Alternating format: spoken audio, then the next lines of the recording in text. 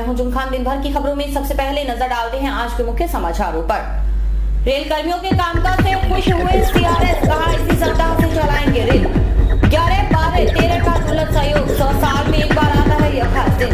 किशोरियों ने नुक्कड़ नाटक में जताई मन की पीड़ा, नारी उत्पीड़न रोकने की अनूठी पहल। स्टाफ की कमी से ट्रॉमा सेंटर पर लगा ग्रहण, लाखों रुपए हो रहे हैं बर्बाद। अब समाचार विस्तार से। श्रीगंगानगर रेलवे मार्ग पर इसी सप्ताह रेलगाड़ी चलने लग जाएगी। सीआरएस पीएस बघेल ने यह भरोसा दिलाया है। बघेल ने श्रीगंगानगर, साधु शहर आदि क्षेत्रों का दौरा करने के बाद स्काई चैनल से खास बातचीत में इस बात का खुलासा किया। रेलवे के उच्च अधिकारी हैं सीआरएस पीएस बघेल। सबकी निगाहें टिकी थी उनकी मंशा पर कि आखिर वे व्यवस्थाओं को देखने के बाद क्या कहेंगे। सबकी जुबान पर एक ही सवाल कि क्या नए साल पर श्रीगंगानगर रेल मार्ग पर रेलगाड़ियां चल सकेंगी या नहीं। इसका जवाब मिल चुका है। सीआरएस पीएस बघेल 2 दिनों से लगातार दौरे पर थे। उन्होंने डीआरएम मंजू गुप्ता सहित अन्य अधिकारियों के साथ पहले तो हनुमानगढ़ से श्रीगंगानगर तक मोटर ट्रॉली से दौरा किया और फिर दूसरे दिन स्पेशल ट्रेन से जाकर व्यवस्थाओं की पड़ताल की। बड़ी लाइन की गुणवत्ता, नए स्टेशनों की व्यवस्थाएं और स्टाफ की कार्यकुशलता ने सीआरएस पीएस बघेल को प्रभावित किया। लिहाजा जब वे हनुमानगढ़ स्टेशन पहुंचे तो स्काई चैनल के चीफ रिपोर्टर बलजीत सिंह ने उनसे व्यवस्थाओं के बारे में पूछा। बघेल ने स्पष्ट किया कि सब कुछ ठीक है। डीआरएम मंजू गुप्ता भी सीआरएस के दौरे की सफलता से अभिभूत नजर आईं। उनके चेहरे का भाव बता रहा था कि आखिर उनका प्रयास रंग लाया है। तो उम्मीद की जानी चाहिए कि 20 दिसंबर तक श्रीगंगानगर रेल मार्ग पर ट्रेनों की आवाजाही शुरू हो जाएगी। सब लोगों ने बहुत बढ़िया काम किया। CRS is very happy. Thank you. बहुत बढ़िया काम किया। बहुत काम।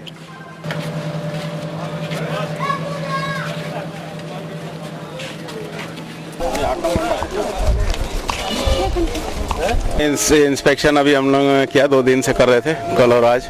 तो कल हमने यहाँ से वो आपका कौन सा शहर है, सादुल शहर तक किया था और सादुल शहर से आगे आज किया। अच्छा लगा। ट्रैक इन लोगों ने बड़ा अच्छा बनाया है, प्लेटफॉर्म्स वगैरह भी अच्छे हैं और भी दूसरी जो भी नए गेज कन्वर्शन के कनेक्शन में इनको काम करना था, लेवल क्रॉसिंग वगैरह में उन्होंने अच्छे से किया है और I am very much satisfied. जल्दी मिल जाएगा। शार्टली 1-2 नहीं शुगर में नहीं, पहले मिल जाएगा। हाँ 1-2 दिन में मिल जाएगा।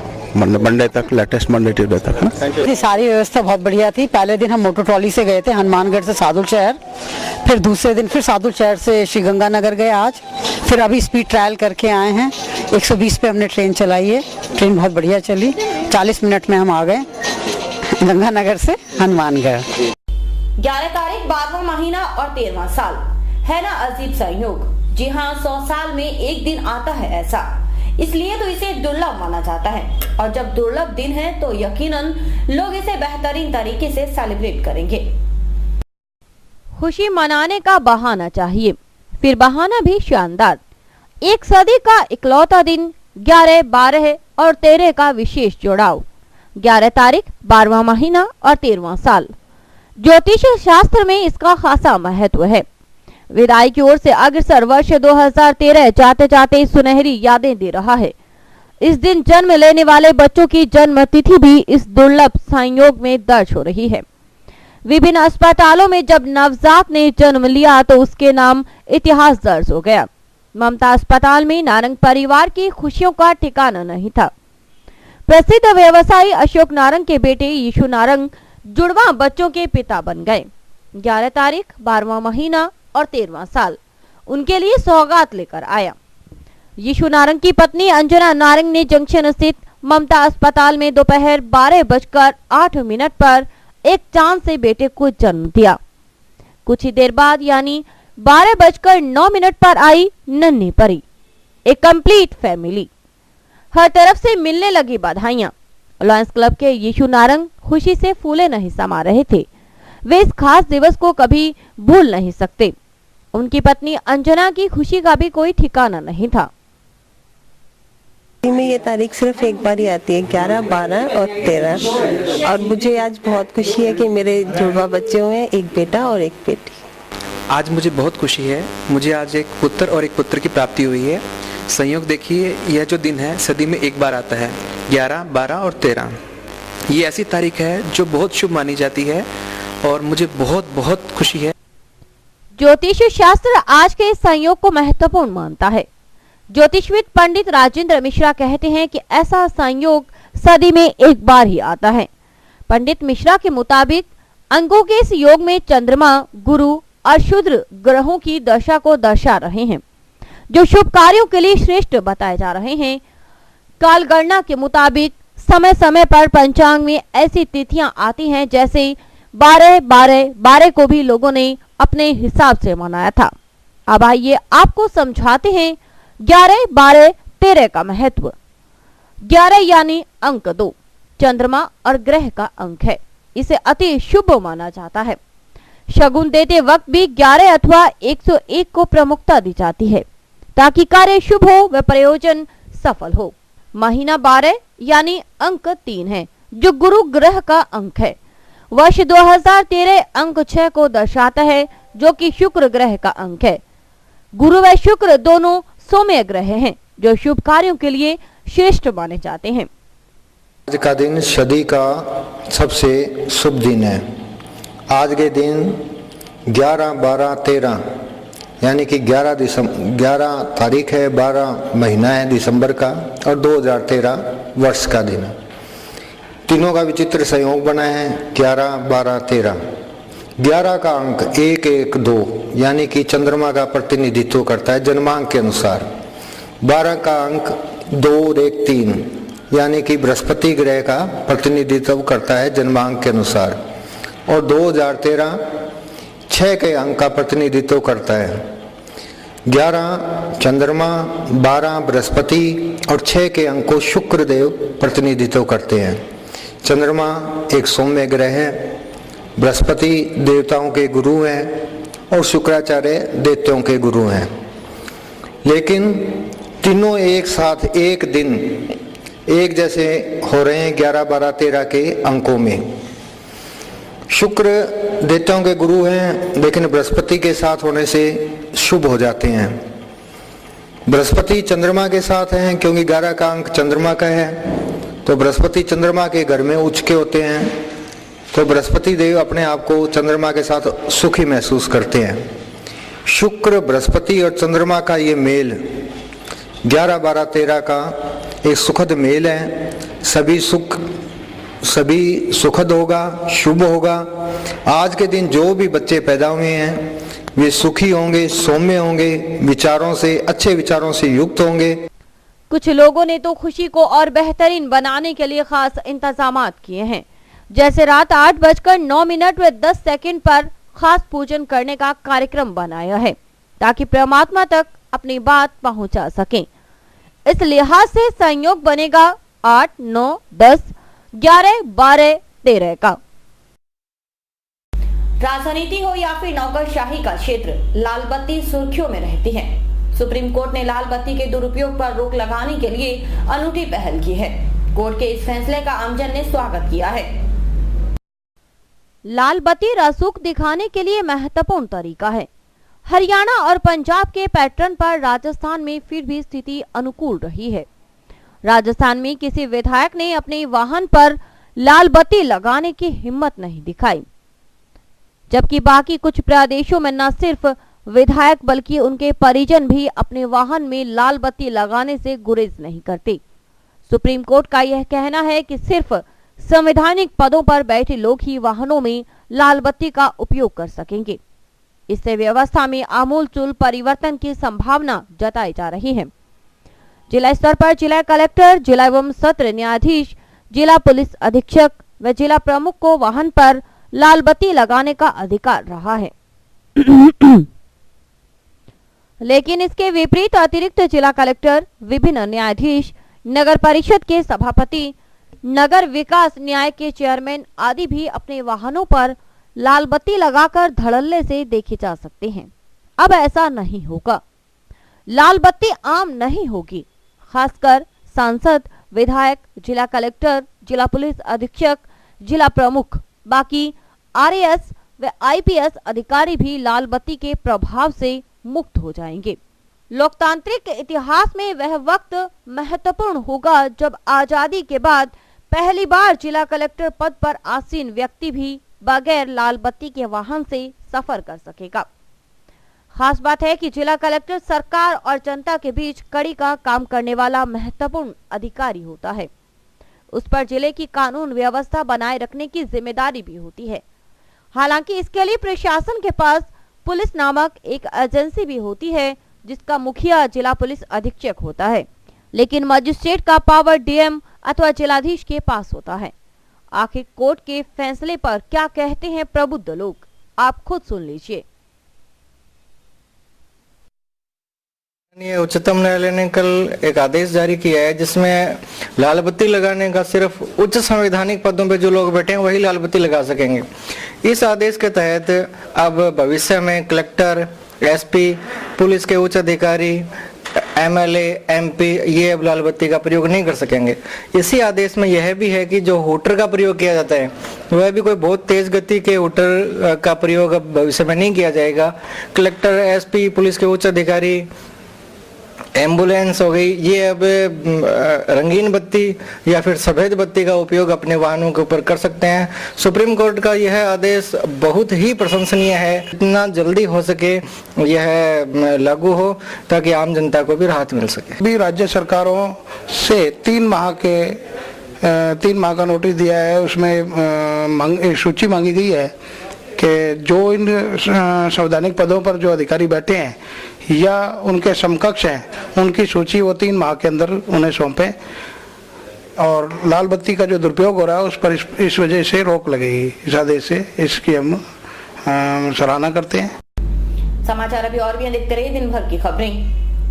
Baby happy modern PG college, a brand for quality education द्वारा स्टूडेंट्स के करियर को ध्यान में रखते हुए विभिन्न प्रकार के कोर्सेज करवाए जाते हैं, जैसे MSc, MA, BCA, BBA, BSc, BCom, BA. College में वेल क्वालिफाइड लेक्चरर्स की कड़ी मेहनत से लगातार 3 वर्षों से स्टूडेंट्स ने महाराजा गंगा सिंह विश्वविद्यालय की मेरिट लिस्ट में अपना नाम लाकर शिक्षा के क्षेत्र में एक नया रिकॉर्ड कायम किया।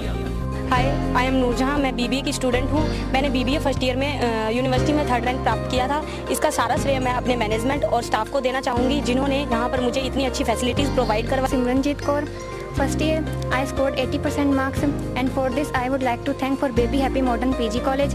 The environment of this college is very learning and I have learned a lot of during these 2 years. College में कॉर्पोरेट वर्ल्ड की आवश्यकताओं को ध्यान में रखते हुए समय समय पर करियर गाइडेंस सेमिनार्स और वोकेशनल कोर्सेज आयोजित किए जाते हैं।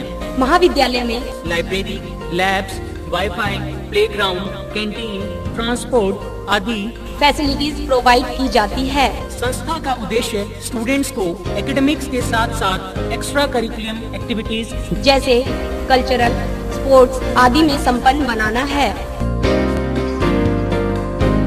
हमारे यहाँ पर आपको आकर्षक कीमतों पर 32 इंच एलईडी, एलसीडी टीवी उपलब्ध हैं। डीजी वर्ल्ड के शोरूम पर आपको आकर्षक brand Videocon, Sansui, Kelvinator, Electrolux, Philips, Panasonic, Kenstar आदि के होम एप्लायंसेस मिलेंगे। यहाँ पर LED, LCD TV, AC, refrigerator, washing machine, microwave, water heater आदि इलेक्ट्रॉनिक सामान आकर्षक कीमतों पर एक ही छत के नीचे में। संपर्क करें DG World, Town Junction Road, Vijay cinema के सामने, हनुमानगढ़। कई बार जो बातें बड़े नहीं कह पाते बच्चे चुटकियों में कह देते हैं। खासकर किशोर वर्ग काफी बुद्धिमान नजर आ रहा है।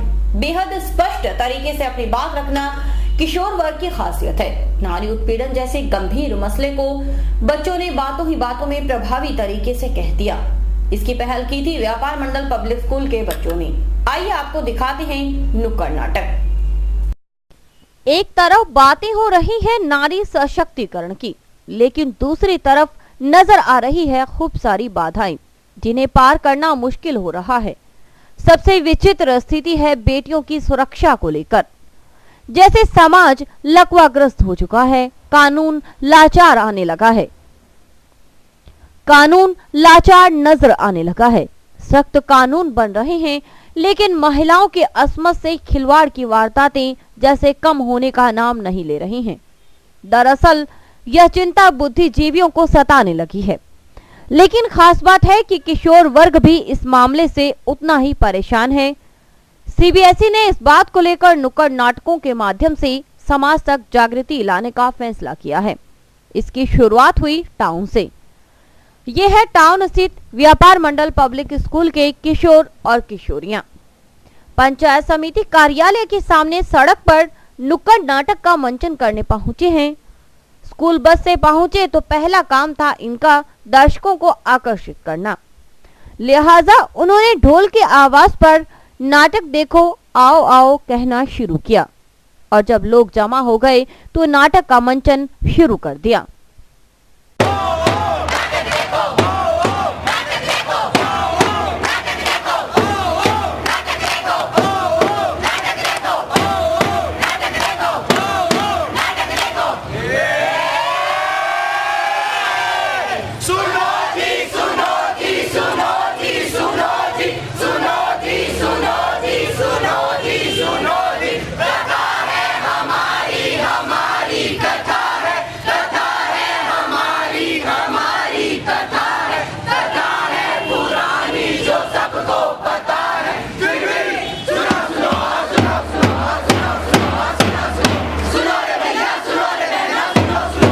बदलो बदलो सोच अपनी बदलो, इसी कॉन्सेप्ट को लेकर किशोर और किशोरियों ने किया नुक्कड़ नाटक का मंचन।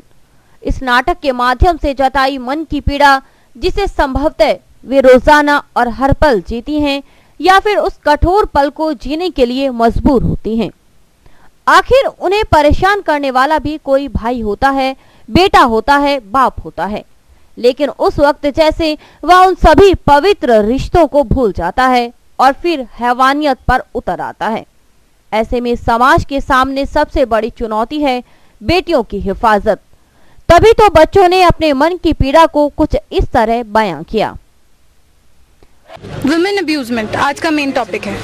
विमेन अब्यूजमेंट, कन्या भ्रूण हत्या और लड़की को छेड़ना, ये सब आजकल आम हो चुका है। हर लोग, हर पर्सन, हर एक आदमी, हर जना ये सब कुछ करता है, पर ये सोचता नहीं है कि लड़की को क्या उसके दिल में है। एक लड़की का दिल एकदम खत्म हो जाता है जब कोई लोग ये सब कुछ करते हैं। लड़की की भी अपने आप की कुछ आत्म सम्मानता होती है जिसको हमें देखना चाहिए और ये सब कुछ नहीं करना चाहिए। सारा दिन हम देखते हैं, ये रियलिटी है आज की। लड़कों ने लड़कियों को मजाक बनाकर रख रखा है, जिसका जो मन करता है वो उनके साथ बिहेव करता है। लड़कियों को कितना हर्ट होता है कभी किसी ने नहीं सोचा। उनके लड़कियों को इस वजह से उनके पेरेंट्स रोकते भी हैं घर से बाहर निकलने को। इस वजह से हमारी डेवलपमेंट भी बहुत रुक चुकी है इंडिया की। जहाँ पर भी देखो उन पे अत्याचार होते रहते हैं, रेप, एसिड अटैक बहुत कॉमन हो चुका है। लड़की की पूरी लाइफ खराब हो जाती है इस वजह से। हम वो सब रोकना चाहते हैं। आजकल के माँ बाप लड़का और लड़की में फर्क रखते हैं। लड़के को ज्यादा इंपॉर्टेंस देते हैं और लड़कियों को कम। लड़कों के वक्त अगर लड़का होता है तो ढोल बजाते हैं, अगर लड़कियां हो जाए तो मातम छाते हैं। ये बात बिल्कुल गलत है। हमें इनको एक समान मौका देना चाहिए। अगर हम लड़का लड़की होंगे एक समान, तभी बढ़ेगा हमारा भारत महान। हमने ये एक्ट इसलिए किया है, अगर इससे कुछ लोग भी प्रेरित होते हैं तो हमारा एक्ट सफल होता है। आज के टाइम आप देख सकते हैं कि लड़कियों को इक्वालिटी नहीं दी जाती, तो हम ये चाहते हैं कि लड़के लड़कियों को इक्वल रखें। जो लोग लड़कियों के साथ दुष्कर्म करते हैं, अगर उनके साथ भी वैसा हो तो उनको पता चलेगा कि लड़कियों पे क्या बीतती है। स्कूल की अध्यापिका के मुताबिक इस तरह के कार्यक्रमों का मुख्य मकसद ही समाज में अवेयरनेस लाना है। इसी से समाज की सोच में बदलाव संभव है। ये कार्यक्रम हमारे वीएम पब्लिक स्कूल के द्वारा रखा गया है और ये हनुमानगढ़ के अंदर सबसे पहली बार ये प्रोग्राम हमने किया है। ये एक स्ट्रीट प्ले, हमने इसको स्ट्रीट पे इसलिए रखा है, एक्चुअल में हम पब्लिक के अंदर एक अवेयरनेस लाना चाहते हैं जो लोगों के अंदर बिल्कुल भी नहीं है। तो इसलिए हमने इसको स्ट्रीट के ऊपर रखा है और इसके अंदर बच्चों ने जो बच्चे फेस करते हैं, मेनली जो लड़कियां फेस करती है, जो गर्ल्स फेस करती है कहीं पे भी ट्रैवल करते हुए या स्कूल के बाहर, कॉलेजेस के बाहर, तो उनको कैसे रियलाइज करती है और उसके बाद में जो कुछ उनके साथ में होता है, उसके बाद पब्लिक उनके साथ में किस तरीके से बिहेव करती है। तो वो एक अवेयरनेस हम लाना चाहते थे और उसी के लिए हमने ये प्रोग्राम रखा है। कुल मिलाकर व्यापार मंडल पब्लिक स्कूल के बच्चों का यह प्रयास सार्थक रहा और प्रभावी भी। देखना यह है कि इससे कितने लोगों का हृदय परिवर्तन होगा। Bureau report, sky channel, Hanumangarh.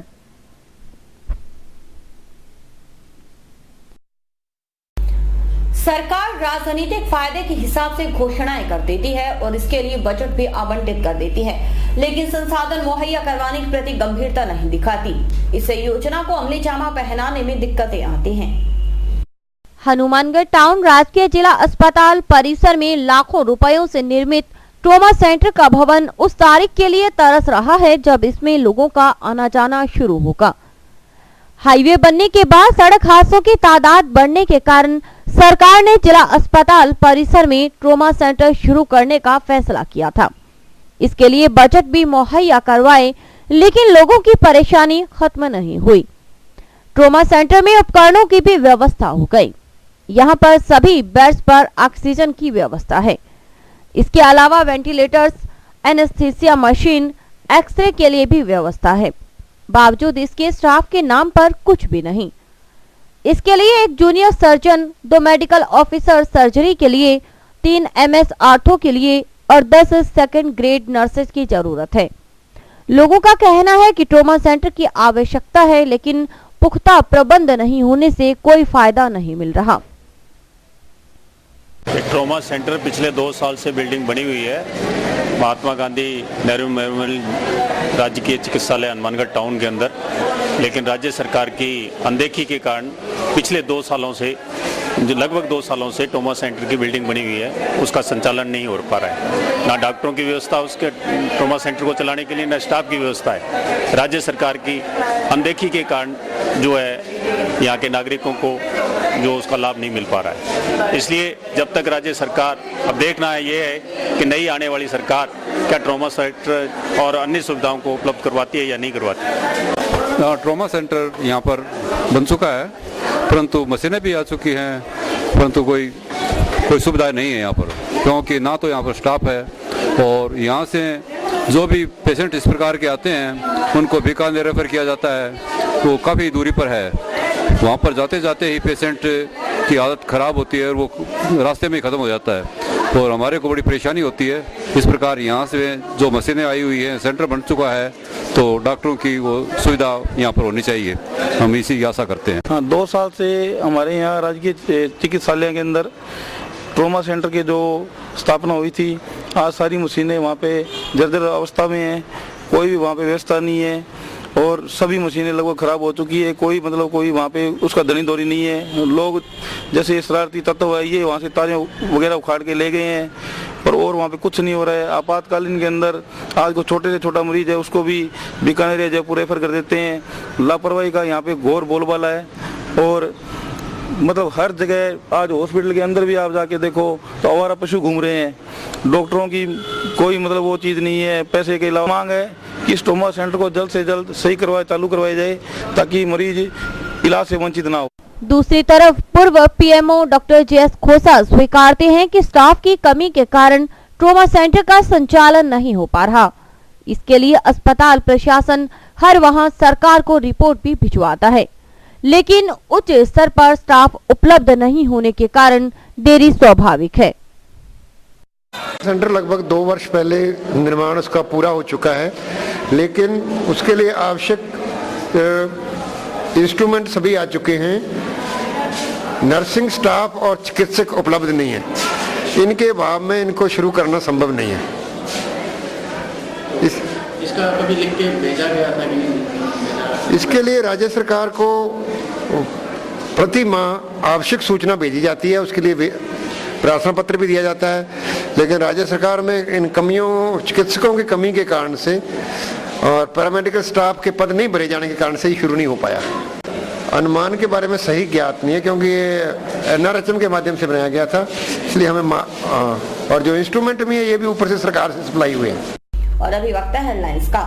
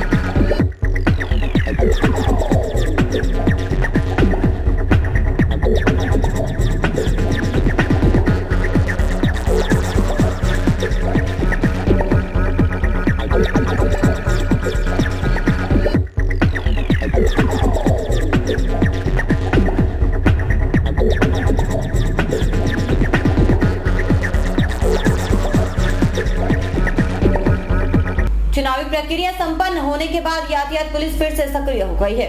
आज पुलिस के जवानों ने शहर के विभिन्न मार्गों पर वाहन चालकों को यातायात नियमों की जानकारी दी। जिला मुख्यालय पर ट्रैफिक व्यवस्था सुचारू करने के लिए यातायात पुलिस ने कई जगह नाकाबंदी कर वाहनों की जांच की। इस दौरान पुलिस ने वाहन चालकों को यातायात नियमों की जानकारी दी। पुलिस ने बिना हेलमेट व तेज गति से वाहन चलाने वालों को नियमों के तहत वाहन चलाने के लिए पाबंद किया। यातायात थाना प्रभारी दर्शन सिंह ने कहा कि चुनावी प्रक्रिया संपन्न होने के बाद यातायात पुलिस फिर से सक्रिय हो गई है। उन्होंने बताया कि आज शहर में कई स्थानों पर वाहनों की जांच की गई और लगभग 30 वाहनों के चालान काटे गए। आज तक हम लोग विधानसभा चुनाव 2013 में काफ़ी व्यस्त थे। इसके पश्चात मतगणना के पश्चात श्रीमान जिला अधीक्षक के निर्देशों की पालना में शहर में भिन्न स्थानों पर जो ट्रैफिक पॉइंट ट्रैफिक को यातायात चलाने के लिए सुचारू चलाने के लिए लगाए गए हैं, उनके द्वारा मेरे स्वयं द्वारा भी ट्रैफिक नियमों का पालन नहीं करने वाले लोगों को समझाइश की जाती है और ज़्यादा कमी पाई जाने पर उनके चालान किए जाते हैं। मतगणना के उपरांत मेरे स्वयं द्वारा और अन्य स्टाफ द्वारा काफ़ी लोगों को समझाइश की गई है और तकरीबन टेम्पो, कार, मोटरसाइकिल, मीडियम वाहनों के 30-35 चालान भी किए गए हैं। टाउन धान मंडी में सफाई व्यवस्था की स्थिति बदहाल होने से नागरिक परेशान हैं। नालियों की समय पर सफाई न होने से ओवरफ्लो हो गई हैं और पानी सड़कों पर आने लगा है। बरसात के मौसम में तो शहर की लगभग सभी सड़कों पर पानी जमा हो जाता है, लेकिन टाउन धान मंडी की कुछ सड़कों पर तो बिना बरसात के ही पानी पसरा है। मंडी के इस क्षेत्र में नालियों की समय रहते सफाई न होने से नालियां ओवरफ्लो हो गई हैं और गंदा पानी सड़कों पर आने लगा है। यह स्थिति पिछले कई दिनों से यहां पर बनी हुई है, जिससे लोगों को आवागमन में दिक्कत हो रही है। वहीं नालियों व सड़कों पर गंदगी होने से यहां मच्छरों की संख्या भी काफी बढ़ गई है, जिससे क्षेत्र में बीमारियां फैलने की आशंका बनी हुई है। मंडी में पेयजल सप्लाई के लिए बनी पानी की टंकी भी इसी क्षेत्र में है। सड़कों व नालियों का गंदा पानी टंकी की पेयजल पाइपों में जाने से पीने का पानी भी दूषित होने लगा है।